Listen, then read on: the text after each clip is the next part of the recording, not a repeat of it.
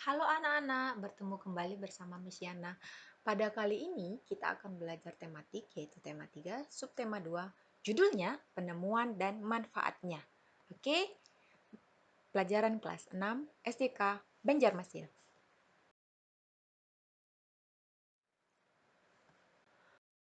Tujuan pembelajaran kita kali ini adalah yang pertama, setelah menggali informasi dari berbagai sumber, siswa mampu menjelaskan beberapa penemuan dan manfaatnya bagi keberlanjutan kehidupan manusia dengan rasa percaya diri dan penuh tanggung jawab. Yang kedua, yaitu setelah menonton video, siswa bisa mengerti mengatur waktu dengan baik itu merupakan contoh kewajiban siswa.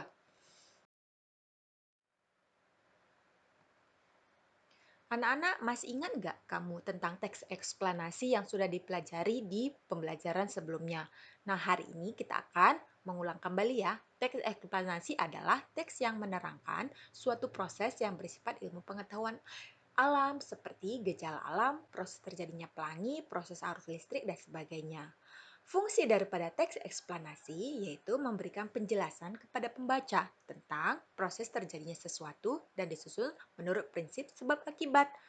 Mari kita lihat, teks eksplanasi itu terdiri dari 3 bagian. Yang pertama yaitu pernyataan umum atau pembukaan atau disebut juga dengan topik permasalahan. Nah, biasanya topik masalah ini berada di paragraf pertama. Yang kedua adalah deret penjelas atau isi dari teks eksplanasi tersebut. Dan biasanya isi itu terdapat pada paragraf kedua. Yang ketiga adalah penutup atau kesimpulan, yaitu berisi pendapat singkat dari penulis tentang topik yang dijelaskan. Nah, ini biasanya terdapat di paragraf terakhir. Untuk itu, anak-anak, mari kita lihat contoh pada teks eksplanasi berikut ini.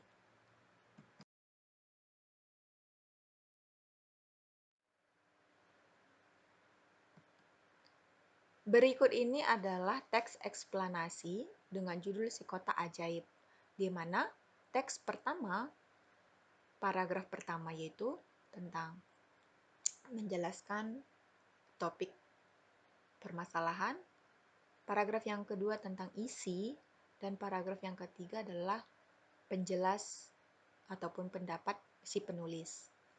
Kamu bisa membaca teks ini dan akan kita lihat berikutnya di paragraf pertama isinya apa, paragraf kedua isinya apa, dan paragraf ketiga isinya apa.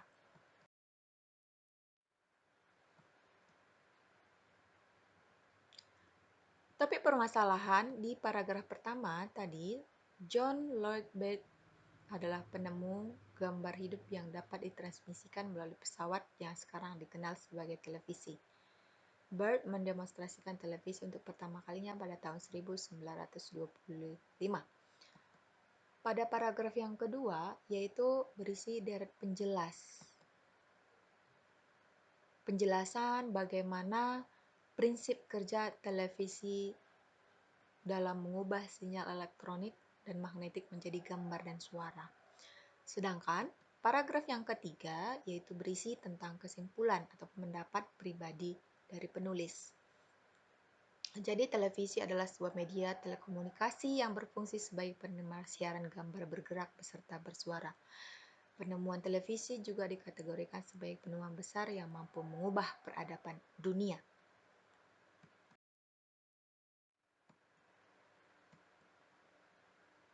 Jadi anak-anak, televisi adalah salah satu penemuan yang sangat penting. Oleh karena itu, televisi ini memiliki dampak baik dan dampak buruk bagi kehidupan. Mari kita lihat, dalam televisi banyak sekali hal-hal yang bisa kita lihat, contohnya seperti talk show, kemudian ada sinetron, kemudian ada siaran berita, dan macam-macam ada hiburan-hiburan lain.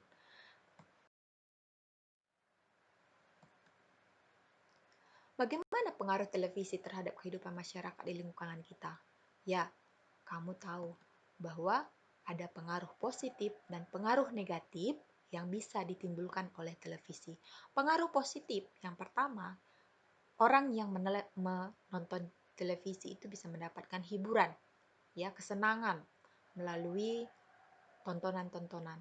Yang kedua, bisa menambah pengetahuan, menambah ilmu, info-info seperti berita, ya.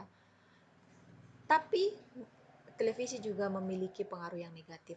Yang pertama itu mengurangi aktivitas fisik. Ketika kamu menonton televisi lama-lama, maka kamu akan duduk diam dan mengurangi aktivitas pergerakan badan. Yang kedua adalah pengaruh negatifnya konsumerisme. Yang dimaksud dengan konsumerisme adalah ketika kamu sering menonton televisi, maka niat untuk membeli atau niat untuk memiliki barang-barang yang ditawarkan di televisi itu akan makin meningkat. Nah, itu adalah salah satu pengaruh negatif dari televisi itu.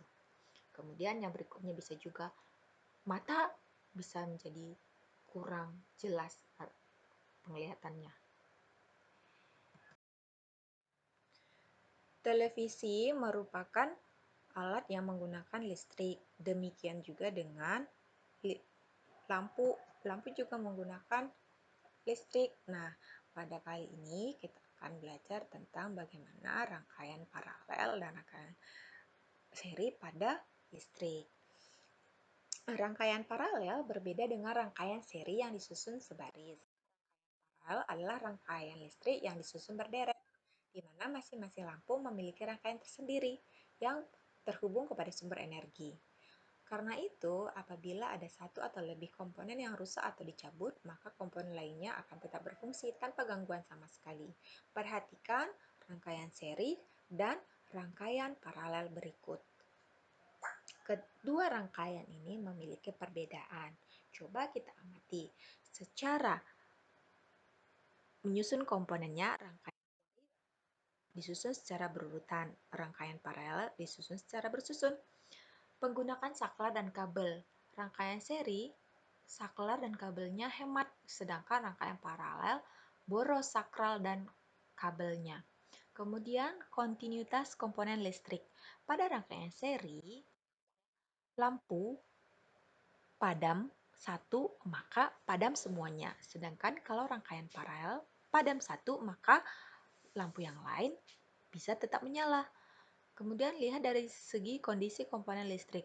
Pada rangkaian seri, listrik ataupun lampunya itu berpijarnya tidak sama terang, ya. Sedangkan pada paralel lampunya itu menyala sama terangnya. Seperti itu. Itulah perbedaan antara rangkaian seri dengan rangkaian paralel.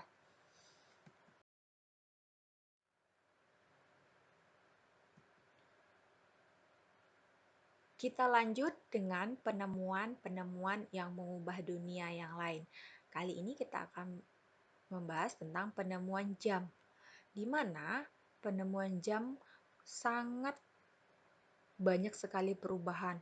Jam itu ditemukan pertama kali di tahun 1430-an, di mana masyarakat Eropa mengenal jam yang menggunakan pegas.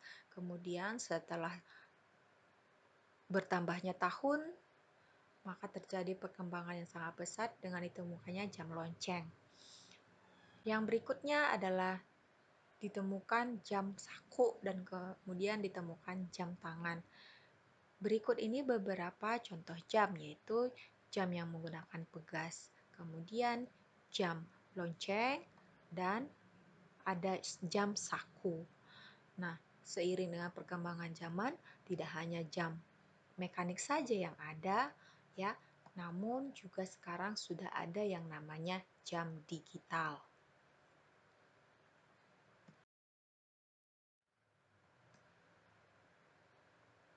Oleh karena jam itu adalah pengukur waktu yang sangat erat dengan kehidupan manusia, dengan adanya jam, kita dapat menentukan waktu untuk melakukan aktivitas kita.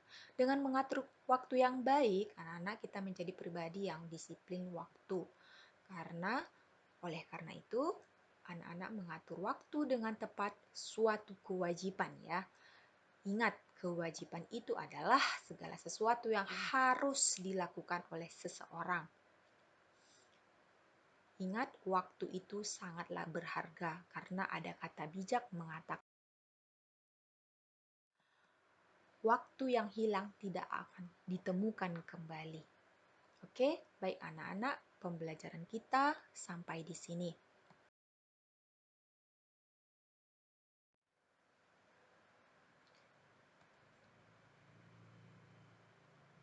Terima kasih atas perhatiannya. Tuhan memberkati. Tetap semangat, salam sehat, jangan lupa bahagia.